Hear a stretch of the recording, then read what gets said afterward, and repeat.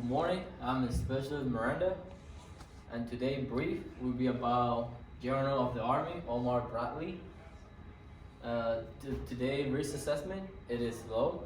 We are in the class environment, and just be careful not trip with the chairs or the outlets. In case of active shooter, he's just gonna wait calm in here in the room and wait for further instruction from the higher up. In case of fire, we're just gonna exit the second door labeled with the exit sign and follow the route of the emergency exits. This brief will be on classified, and we're gonna proceed with the brief. The purpose of this brief is to discuss the General Mark Bradley and what skills and accomplishment made him strong leader that demonstrate the Army leader's attribute and competencies. The next slide, please. Agenda. Who is General Omar Bradley? Leadership style, result, contribution to others, influence, life beyond the military. Next slide, please. Who is he? He was born on February 12, 1893, on Clark, Missouri. He served 38 years in the Army. He graduated from U.S. Military Academy, West Point, in 1915. He was well known for his modest, quiet command style, which earned him the nickname the GI Soldier. General Bradley was a highly respected five-star general in the U.S. Army, who bravely commanded millions of troops in the World War II. Next slide, please. Leading and unifying troops. He took his teaching when assigned command of the 28th and 82nd Division and helped the draftees transition from the civilian life to the military life. He kept morale, trust, and effectiveness well implemented in his unit, while also implementing rigorous program of physical training. During World War II, many unskilled and newly drafted civilians were placed under General Bradley care. Next slide, please.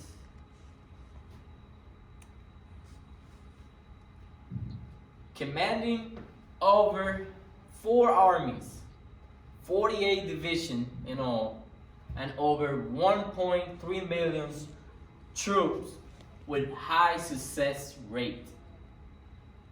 Convincing the U.S. soldier in the North African campaign and the British that the American soldiers were as good as any and that the leaders were tactically adept, winning him the battle and causing 40,000 German troops to surrender. Next slide, please. Develops others. His weight of command worked so well within the units that he was sent to the North Africa by Eisenhower to help with problems among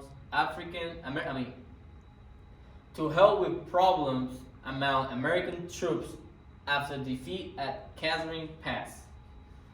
Upon his arrival, he changed the command of the U.S. Second Corps and improved the fighting quality of the Corps. General Bradley played a key role in the development of the soldiers. He played a key role in NATO, where they established an integrated military structure. He spent a lot of time negotiating with the British and the French to create this treaty. Next slide, please. Influence even after retirement. He also acted as a technician at the sword. His way of leading still used today. After retirement, the president still called him to use his advice in decision making. Even after his death, his way of command still remain with leaders to this day. After 38 years of distinguished service in the U.S., he served as a wise man for President Lyndon Johnson, where he even reviewed Vietnam policy. Next slide, please. Beyond leadership. General Omar Bradley was a well-respected, high-achieved leader who brought discipline, empathy, expertise, and high result with any unit he worked with. He not only commanded troops, but he created soldiers of the troop, drafted in the army that had no idea what they were doing. He not only commanded troops, but he created soldiers of the troop that drafted out of the troop drafted in the army that had no idea what they were doing. And that's one of the reasons that I like when I was reading about this guy. That was one of the reasons why I liked what he was doing, because no matter how they give him the draftees, like people that don't know nothing about the army, they just been drafted because they have to go in, and then he trained them well to be at that profession of the army, to be the next soldier to follow in.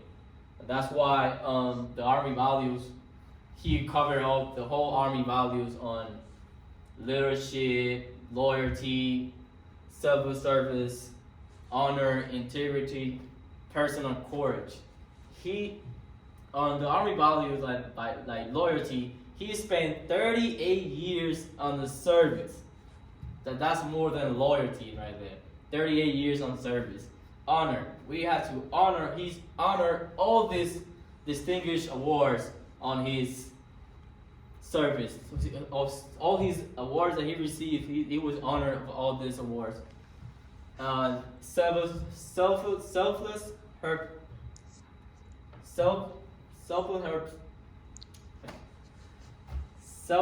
purpose.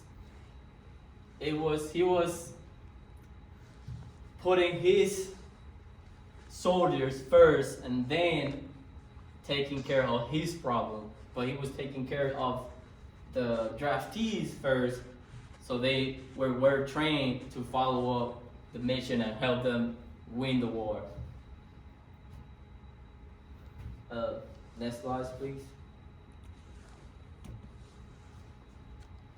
Questions? Oh, I have a question. When he was born? He was born on February 12, 1893. When did he die? He died April 8, 1981 at the age of 88 years old. Wow. And this concludes my brief. Thank you.